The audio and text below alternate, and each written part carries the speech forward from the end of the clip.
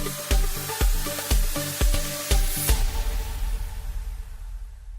tema do boletim de vocês aí hoje está escrito escolhendo a semente.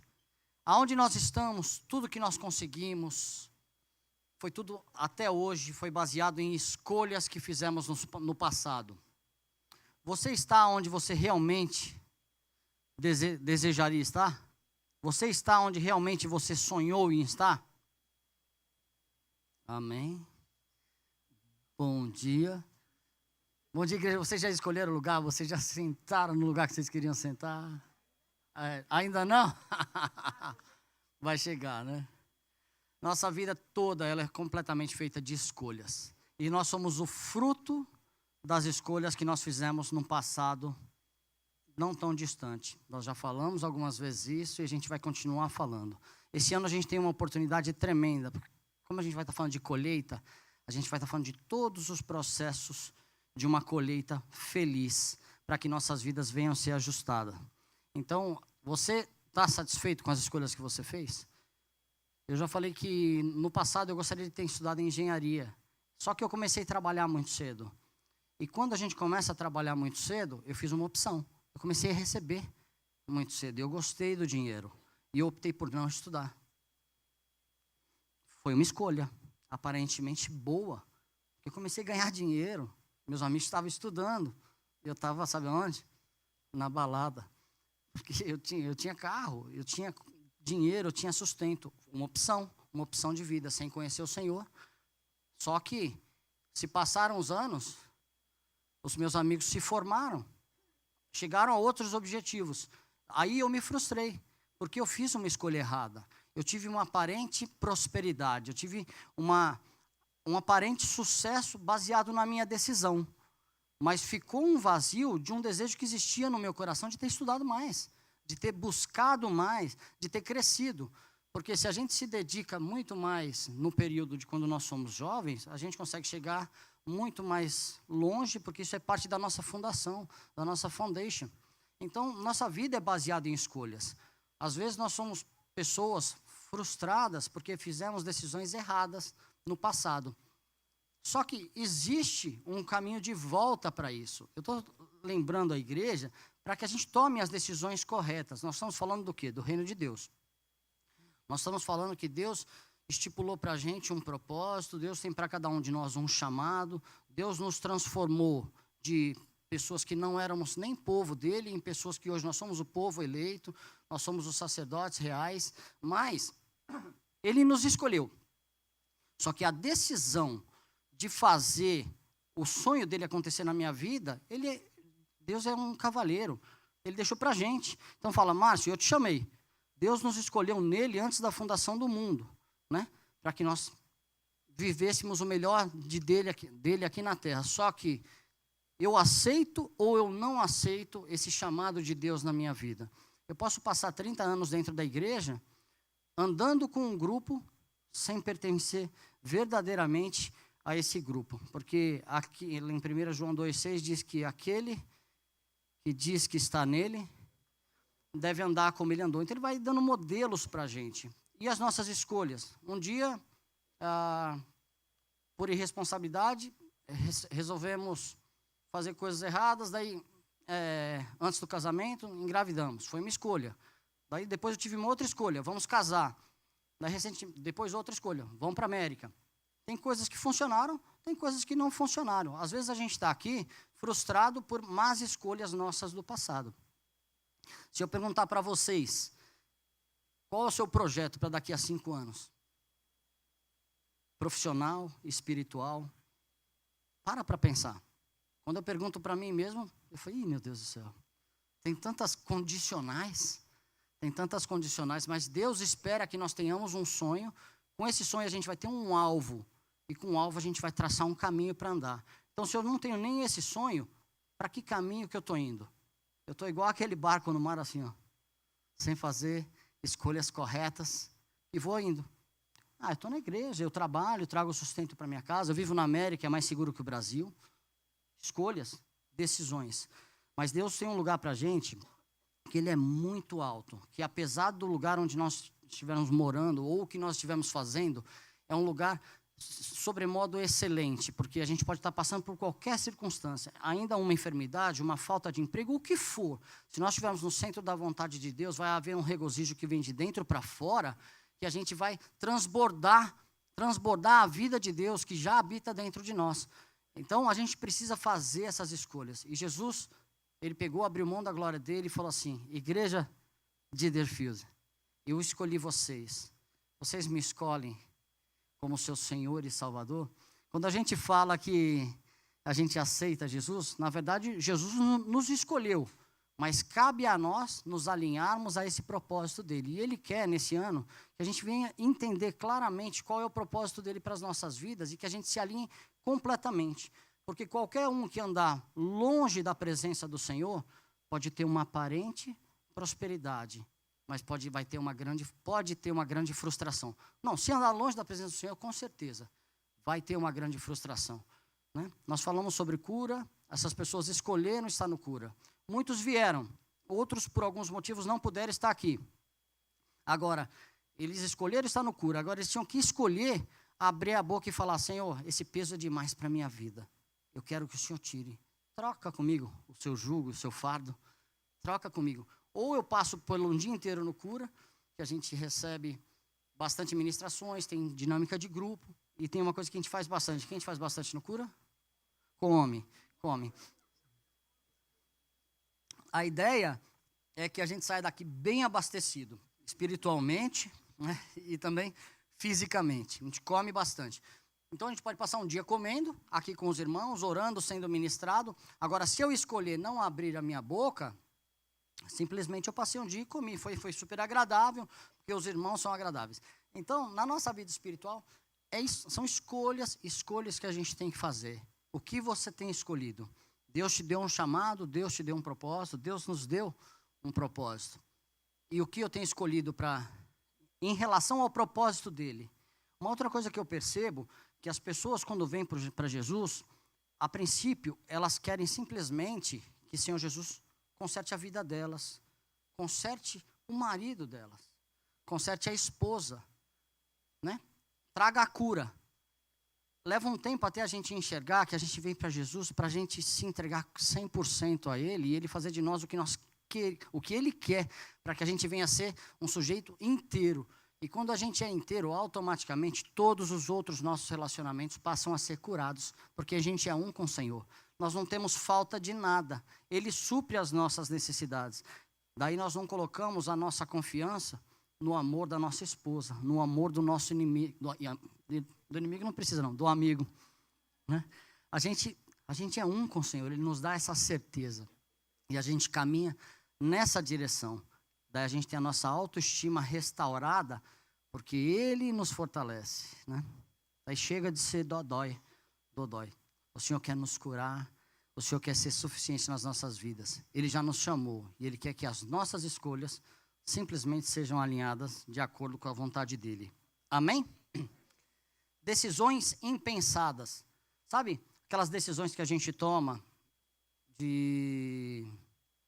eu já usei muito esse exemplo, mas do próprio trânsito mesmo. No momento de nervosismo, sabe o que acontece com o nosso cérebro? A gente fica entorpecido. No momento de raiva, alguém te fecha, você vai lá e bate no carro do cara. E você sai feliz. Pelo menos ele pagou, ele me fechou. Desculpa, burrice.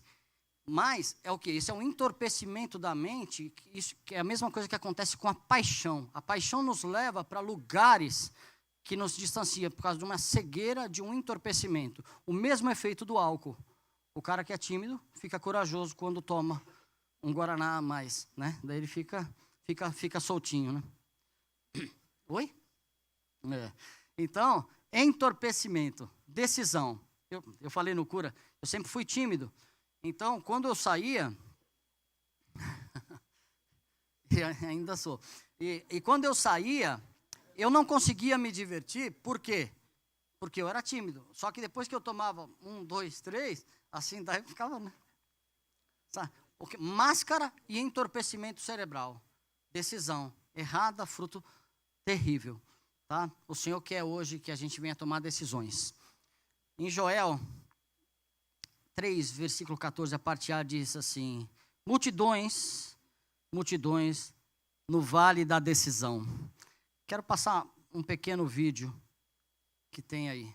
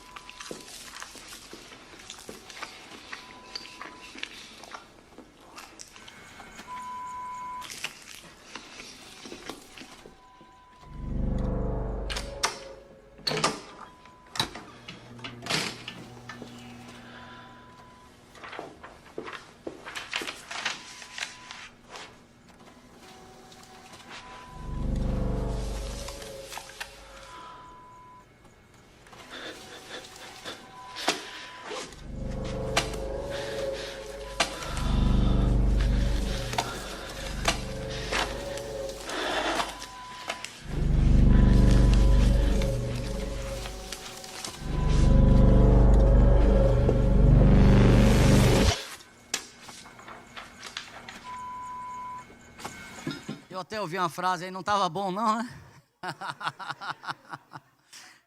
Decisões. Nem sempre o caminho mais fácil nos leva ao que é correto, né?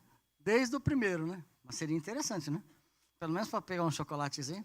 Então, decisões.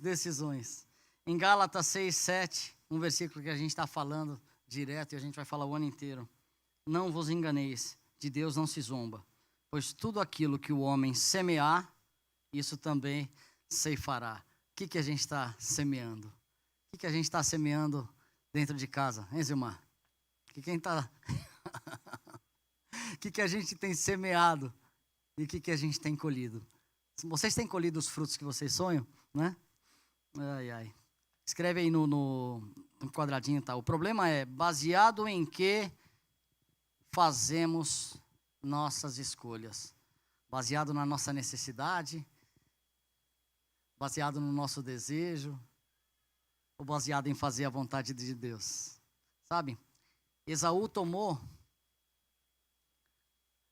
um posicionamento, sabe por quê? O que Esaú tinha? A primogenitura era dele, ele era o mais velho, mas o que ele tinha? Ele tinha fome. Ele tinha fome, baseado na fome, ele vendeu a primogenitura dele. Então, pelas nossas necessidades, a gente troca, às vezes, aquilo que o Senhor sonhou para as nossas vidas. Uma vida maravilhosa, pela minha necessidade, pelo meu desejo. Abraão e Ló, uma história interessante. O Senhor falou para Abraão se apartar da sua parentela, ir para um lugar que ele ia mostrar e não levasse ninguém. Começa uma desobediência, ele leva o seu sobrinho e chega num momento que os pastores de Abraão e os pastores de Ló começam o quê? A brigar. Para evitar desgaste, em vez deles pegarem e sentarem, peraí, são seus funcionários, meus funcionários, vamos sentar e vamos tratar isso daí. Eles simplesmente abreviaram o caminho e falaram assim: bom, Ló, vai para um canto, eu vou para o outro. Vai para um canto, você fica lá e eu fico aqui com os meus pastores e o meu gado. Você fica lá com os seus pastores e o seu gado. E Ló cresceu o olho na Campina do Jordão, né, que era um lugar bonito, interessante, conhecido como Sodoma e Gomorra. Só que essa decisão de Abraão e de Ló também não foi acertada. Porque o certo seria eles pararem e ajustarem. Nas nossas vidas, da mesma forma. Existem horas que, ao invés de eu tratar com o Marciano, ou ele vir tratar comigo, eu falar: Marciano, quer saber do negócio? Fica com a direita, fica com a esquerda aí, ó. E bora, vamos fazer a obra de Deus. Mas não é isso que Deus estabelece para a gente. Ministério, vida com vida. Então a gente trata. E tratamento dá trabalho. Dá trabalho. É mais fácil só ministrar no ministério profético, viu?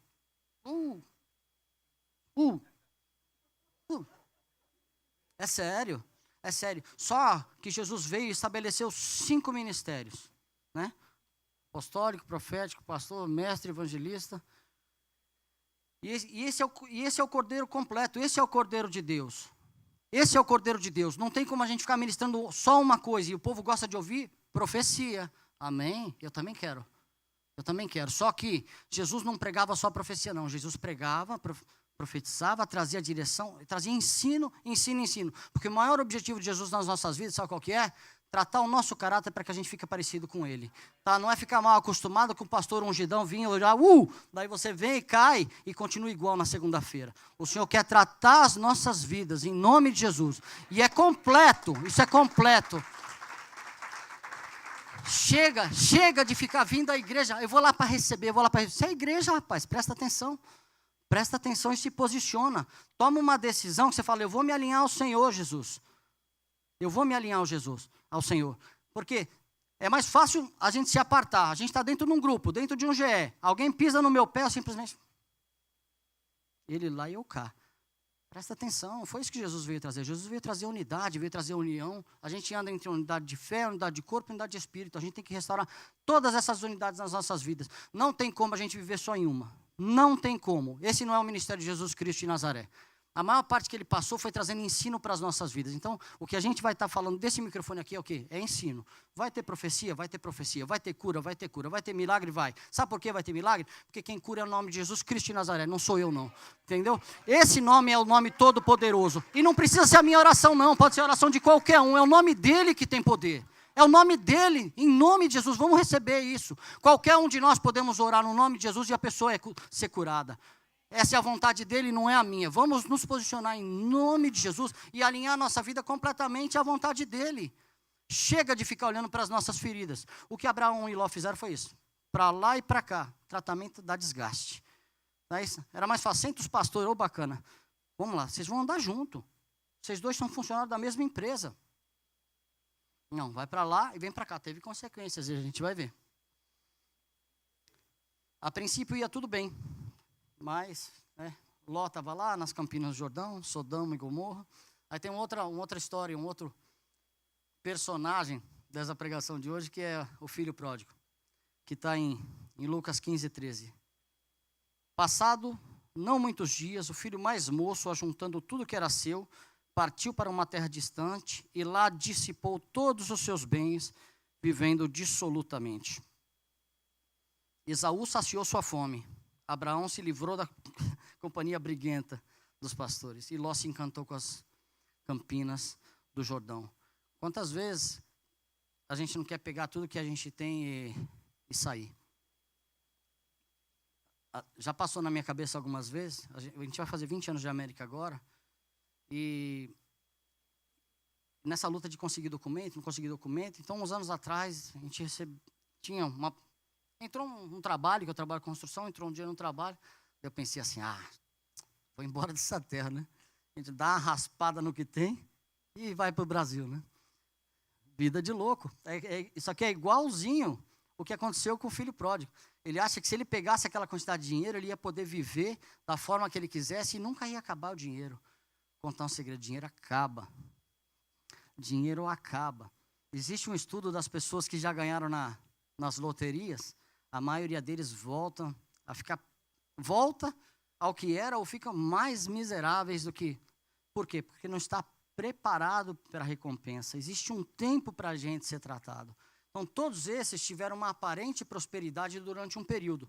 Quando nós estamos dentro da igreja, debaixo da cobertura de Jesus Cristo de Nazaré, e a gente decide andar completamente independente dele, a gente pode ter uma aparente prosperidade em determinadas áreas, mas longe da presença de Jesus, a única coisa que a gente vai colher é morte. E a principal é a morte espiritual. A gente pode ter prosperidade em outras áreas, mas a morte espiritual é certa. Não estou falando para ficar aqui nessa igreja, não. Estou falando da presença de Jesus. Mas Jesus não quebra princípio. Não quebra princípio. Se Deus falar assim com a minha esposa, Deus falou comigo, eu vou para tal lugar. Falou só com você? Falou só com você? Eu sou seu marido? Ele vai falar comigo, vamos esperar. Falou comigo? Falou com a minha esposa? Então ele vai falar com o meu pastor. Deus não quebra princípio. A gente anda debaixo de unidade, todo mundo junto. Se Deus for nos enviar para um lugar ou para outro, ele vai falar com todo mundo. E a palavra diz que seja a paz de Cristo, o quê? O árbitro em nosso coração. A gente não anda em desespero, a gente anda em paz. Amém? Não se impressione com os resultados rápidos. Isso não quer dizer que a decisão foi acertada. Escreva aí. Tudo parecia bem até o momento que Esaú se vê sem a bênção. Você imagina? Que desespero. Ele matou a fome dele, daí chegou no momento e ele falou assim, por que eu troquei mesmo a minha primogenitura por um prato de comida? Em Hebreus tem uma história que fala dos heróis da fé. E também tem uma história que narra Esaú, que diz assim, em Hebreus 12, 16, fala assim, nem haja algum impuro ou profano, como foi Esaú, o qual por um repasto vendeu seu direito de primogenitura. Pois sabeis que, posteriormente, querendo herdar a bênção, foi rejeitado, pois não achou lugar de arrependimento, embora com lágrimas tivesse buscado. O que aconteceu com ele? Ele se frustrou porque não recebeu o direito de primogenitura. Ele chorou porque perdeu, só que ele não se arrependeu verdadeiramente. Então ele não alcançou o lugar que ele precisava ter alcançado. Mas ele trocou. Por um momento, a gente faz bobeira. Eu já fiz muita bobeira por segundos. Por segundos. Quem nunca? Quem nunca fez bobeira por um segundo? Ale. Quantas vezes? Eu, por mais que seja tímido e tranquilo, eu sou muito estourado. Então, por muito pouco, eu já errei demais, que trouxe consequências terríveis para a minha vida e para a minha família. Então, que a gente não venha, em nome de Jesus, que o coraçãozinho de vocês venha estar recebendo a semente do reino, que a gente venha estar sempre submetendo a nossa vontade à vontade do Senhor, para que Ele venha nos direcionar em todos os momentos. Nunca tome decisão de cabeça quente. Nunca tome decisão de cabeça quente. Marido, nunca fale para sua esposa, eu vou sair de casa. Esposa, honre seu marido, nunca fale isso também. Tudo aquilo que o homem falar, isso também ele vai colher, ele vai ceifar. Em nome de Jesus. Em nome de Jesus, amém? Abraão, ao ser avisado que Deus destruiria a cidade que Ló morava, entra em desespero e luta com Deus. Vocês lembram dessa história? Poxa, Senhor, vai destruir Sodoma e Gomorra, matar lá meu sobrinho. Né? Como é que vai ser isso? O que precisa para o Senhor não destruir essa cidade? Quantas pessoas? Então, esse foi o fruto que ele colheu. Mas ele lutou com o Senhor, e Ló foi salvo. Mas Ló perdeu a mulher, né? Ela virou para trás e virou uma estátua de sal. Teve uma aparente prosperidade, morou numa cidade linda, nas Campinas. Os gados não precisavam ficar subindo e descendo, mas chegou num ponto. Perdeu tudo e ainda perdeu a mulher. Há quem fala que possa ser livramento, mas isso, ela olhou para trás. Então, isso fica um outro ensino para a gente, que a gente não deve olhar para trás. Quando o Senhor nos tira de um lugar e quer nos levar para outro lugar, não é não, né, Preta? Não é não.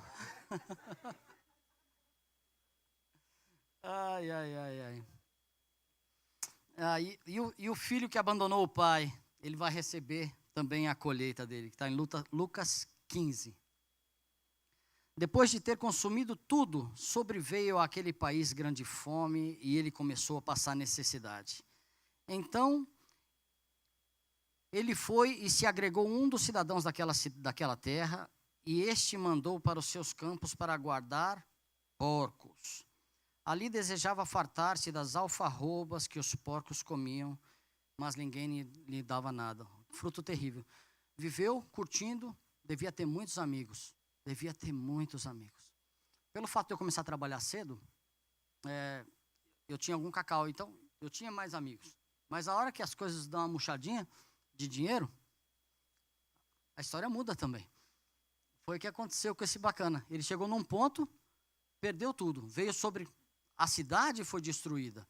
As pessoas não tinham nada de sobra. Ele foi cuidar de porcos. Ficou desejando comer lavagem de porcos. A gente sabe, nós que moramos aqui na Flórida ou nesse país, que quando vem um furacão, isso aqui vira o quê? Guerra.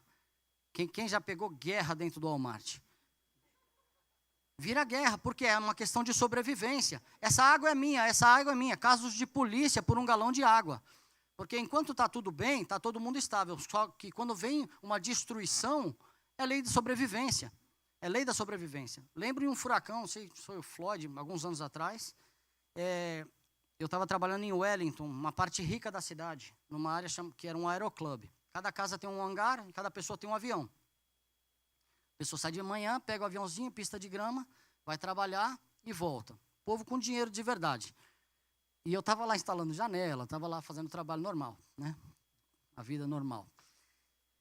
E fomos lá para consertar umas janelas e eu fui almoçar no McDonald's. Chegou lá no McDonald's, tinha uma fila escrita assim, Hurricane Menu. Ou seja, é o menu do furacão. Só tem 2 tipos de lanche, um de carne e um de frango. Ou seja, em tempo de guerra, todo mundo é nivelado.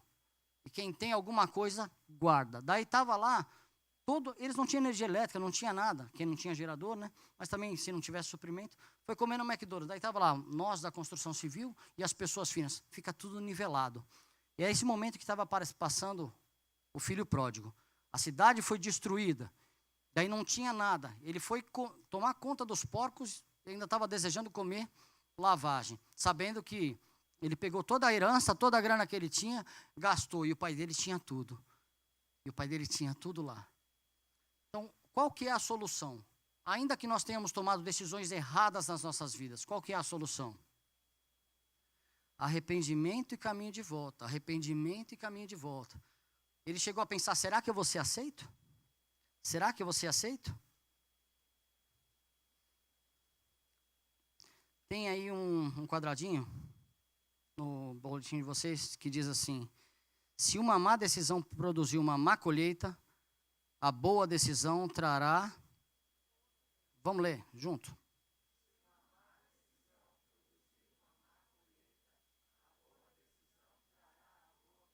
Nós não estamos condenados à morte. Nós estávamos condenados, mas Jesus veio e nos comprou. O nosso lugar é na presença dele. Então, ainda que a gente tenha feito tudo de errado, um arrependimento nos leva à presença dele, um pedido de perdão nos leva à presença dele e a restituição dele vem sobre as nossas vidas. Amém? Hoje eu estudo. Deus me deixou estudar. A Bíblia. A gente estuda em casa, mas a hora que puder a gente vai estudar mais e mais e mais, porque eu quero estudar. Aquele desejo que estava parado do passado, veio hoje e a gente coloca em prática. E eu louvo a Deus por isso. Provérbios 16:1 diz assim: o coração do homem pode fazer planos, mas a resposta certa vem dos lábios do Senhor. Salmo 119:30. Escolhi o caminho da fidelidade e decidi-me pelos teus juízos. Boa decisão é toda aquela que parte do trono de Deus, que sai do centro da vontade do Pai. Agora, quero caminhar para a conclusão e 4 passos para uma boa colheita. Escreva aí: arrependimento.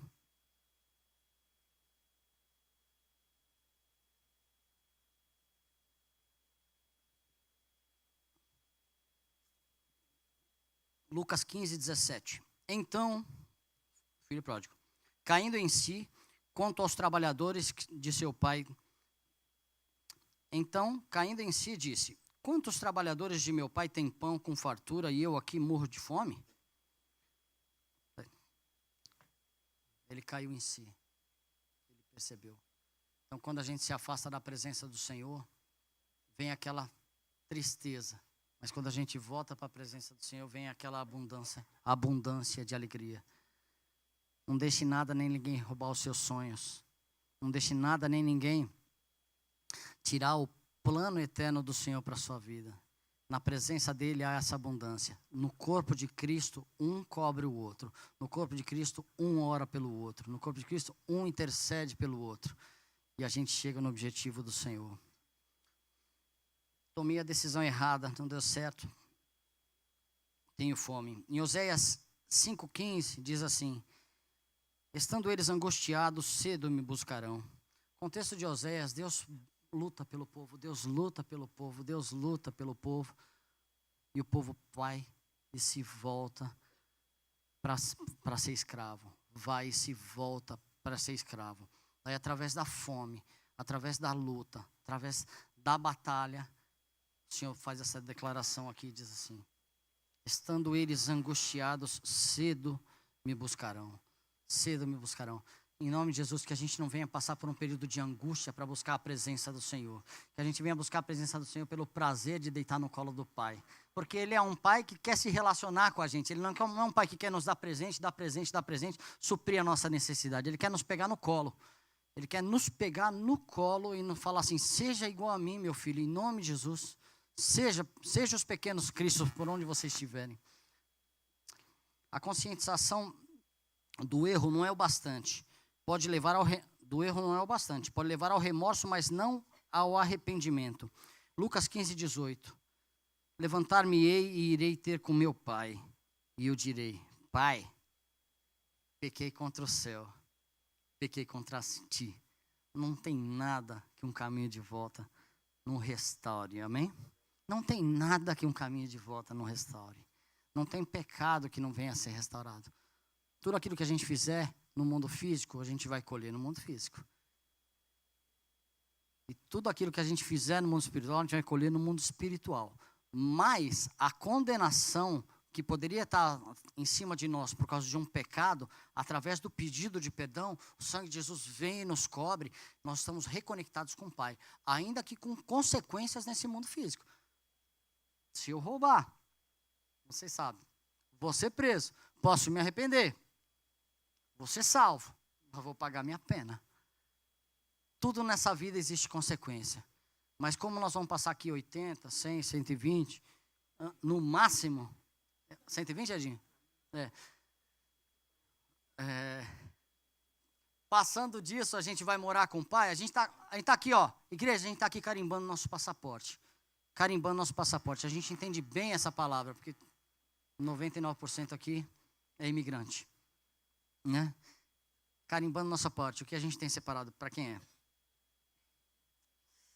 Oséias 6. Vinde e tornemos para o Senhor, porque Ele nos despedaçou e nos sarará, fez a ferida e a ligará, depois de 2 dias nos revigorará, no 3º dia nos levantará e viveremos diante dEle. Conheçamos e prossigamos em conhecer o Senhor, como a alva, a sua vinda é certa, e Ele descerá sobre nós como a chuva serôdia que rega a terra. Amém? Primeiro ponto qual que é então? Ponto 2, humildade. Lucas 15:19. Já não sou digno de ser chamado teu filho. Trate-me como um de seus trabalhadores. O desespero dele era tão grande que ele não estava preocupado em voltar a ser filho do pai dele, mas ele estava preocupado em ter suprimento para a subsistência dele. Ele falou: eu não quero. Ele não chegou lá dando a carteirada no pai, igual quando ele falou: pai, eu quero dar a minha parte da herança. Depois ele não chegou: pai, estou aí de volta. O que o senhor tem aí para a gente? Ele falou: não, pode me tratar como um de seus funcionários. Eu só preciso de subsistência. E ele foi completamente restituído. Ou seja, humildade. Não tem como a gente se arrepender e no momento de pedir perdão a gente chegar com soberba. Sabe aquele arrependimento? Pô, me perdoa, você sabe que eu sou assim mesmo, né? Ai, meu Deus do céu. Tinha uma música que fala, Gabriela, né? Eu nasci assim, eu morri assim, eternamente. Isso não existe. Não existe no reino de Deus. A humildade faz parte, é o caráter, faz parte do nosso caráter. E esse foi o caráter de Jesus. Ele era humilde. Ele era humilde por onde ele passava. Que a nossa soberba venha a ser colocada para baixo. E se nós não colocarmos, as circunstâncias vão nos colocar. 3, confissão. Que eu sou responsável pelas minhas escolhas. Temos uma tendência muito grande de pôr a culpa nos outros. Temos. Contar um fato que aconteceu comigo e eu queria culpar alguém. Sexta-feira ia ter um evento em Miami e a gente tinha um equipamento de áudio, de tradução aqui, que eles iam precisar usar esse equipamento lá. Na quinta, passei na igreja, peguei esses equipamentos e fiz algumas perguntas. Isso aqui funciona? Funciona. Levei para Miami. O evento lá ia começar às 7h com jantar, 7h30 a ministração. Deu 6h37, me ligaram, falaram, Márcio, o equipamento está incompleto. Misericórdia. Sexta-feira, lá no Doral, 51 milhas daqui, na outra igreja. Ia ter o cura lá. O cura lá foi com 80 pessoas. 80 pessoas participando. 80 pessoas. E só de tradução iam ser 10 pessoas. E naquele momento que eles me ligam, o evento para começar, coisa de 20 minutos, eu lá na minha casa em Boca, o equipamento aqui na igreja, e aconteceu o cura no Doral. Precisava desse equipamento de qualquer forma. Daí eu comecei a procurar na minha cabeça, quem foi que errou? Rapaz, foi o Eduardo. Foi o Eduardo. Foi o Júnior Trindade. Quem foi? Comecei a procurar na minha cabeça para achar um culpado, para brigar com alguém. A gente precisa brigar com alguém. Daí o Espírito Santo, olha, foi rápido, graças a Deus. Não, ele sempre é. Foi rápido o meu arrependimento. Me arrependi, pedi perdão, liguei para o irmão de manhã, falei, me perdoe, eu errei, estou indo para aí. Olha, Deus fez um milagre. Fez um milagre.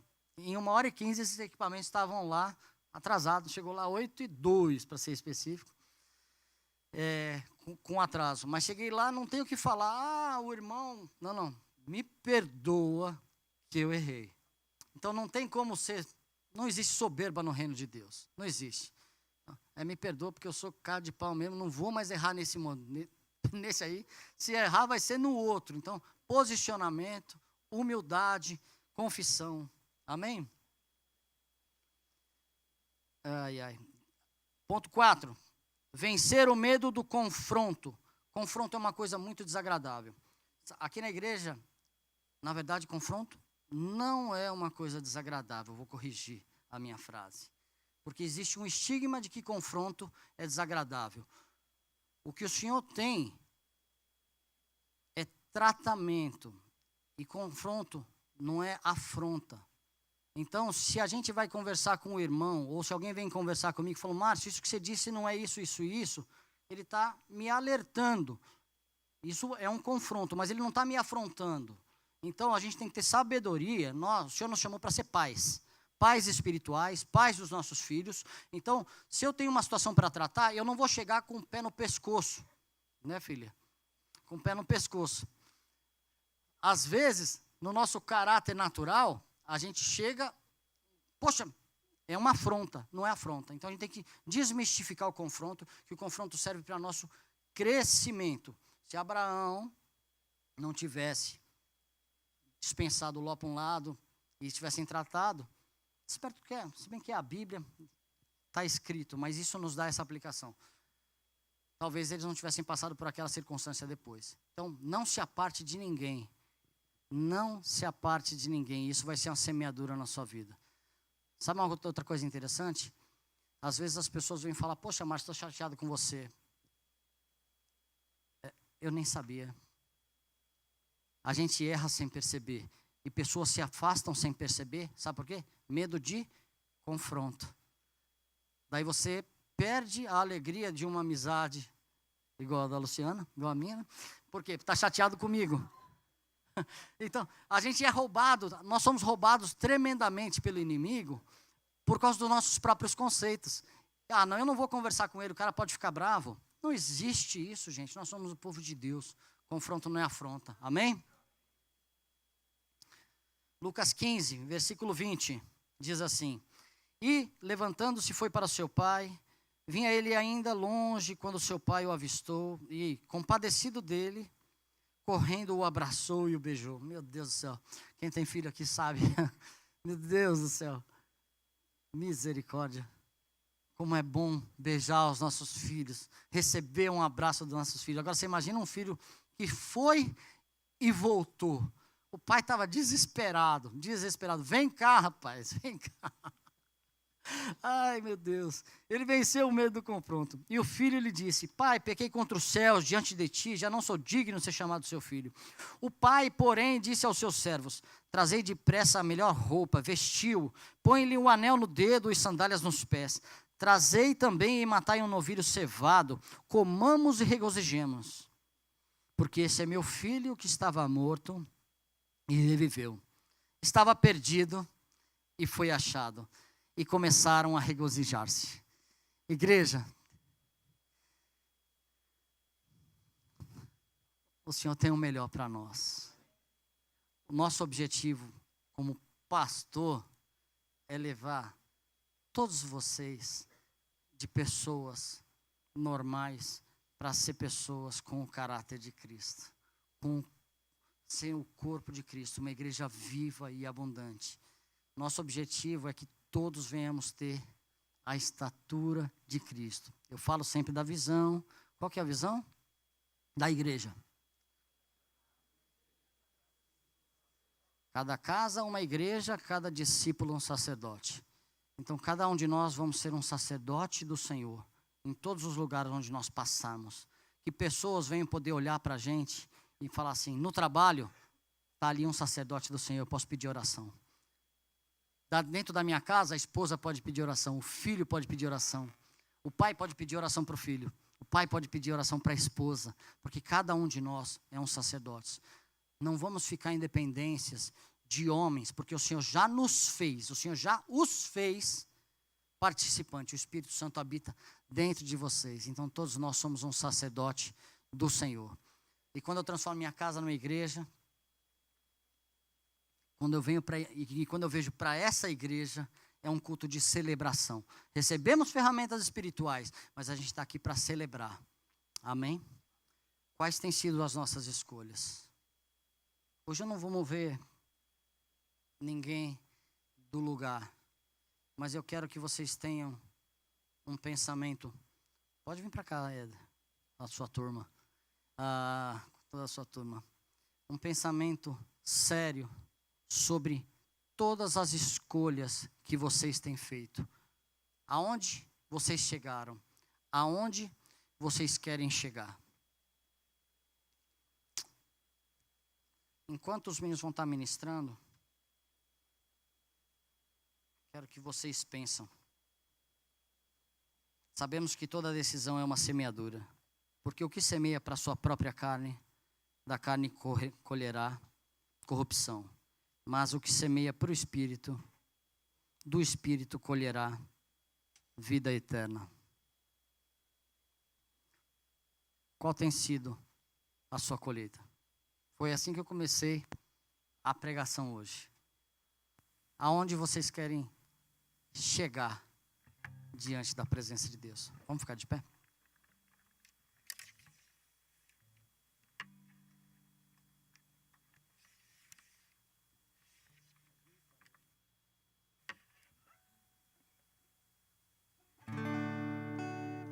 Eu gostaria que as famílias se reunissem no banco mesmo. Às vezes as famílias não estão juntas. O marido, a esposa, os filhos. Quem estiver sozinho, abrace um irmão.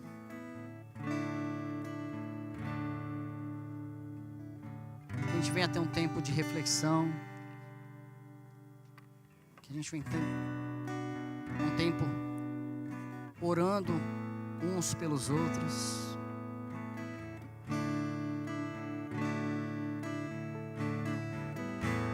E venha meditar. O que vocês estão colhendo? Estão no centro da vontade do Senhor? O que vocês já receberam é a vontade de Deus? Existem caminhos que necessitam de arrependimento? Existem caminhos que necessitam de confronto? Existem caminhos que necessitam de humildade? Como está o seu caráter nessa manhã? Como está o seu caráter nessa manhã? Oh Espírito Santo de Deus, nós te exaltamos pelo teu amor, nós te exaltamos por tua fidelidade. Aqui está a tua igreja, Pai, um povo que quer te servir em espírito e em verdade. Aqui está a tua igreja, Senhor, que quer buscar a tua face. Aqui está a tua igreja, Senhor, que eu clamo a ti, que o Senhor venha transformar os corações de forma, meu Deus, que eles venham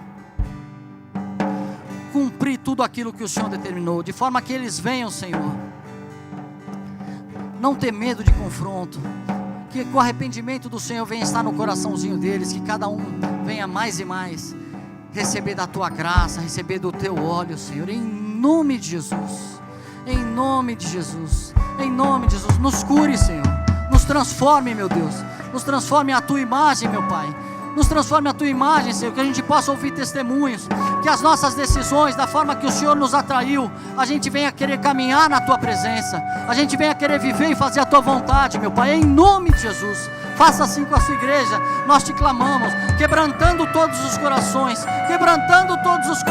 meu Deus, em nome de Jesus, que a unção que despedaça o jugo venha estar sobre o Teu corpo, que todo engano de Satanás caia por terra em nome de Jesus, e eles venham saber que eles são o povo eleito, que eles são a raça eleita, que eles são o sacerdote real, que eles têm um chamado específico do Senhor, meu Deus, em nome de Jesus. Faça segundo a Tua vontade, meu Deus, em cada um dos nossos corações. Nos olhe, meu Deus, como terra fértil. Nos olhe, meu Deus, como terra fértil, onde o Senhor pode semear em nossas vidas e o Senhor vai colher. Senhor, eu profetizo uma igreja de sacerdotes, uma igreja de pessoas de caráter, alinhado com o caráter do Senhor Jesus Cristo de Nazaré.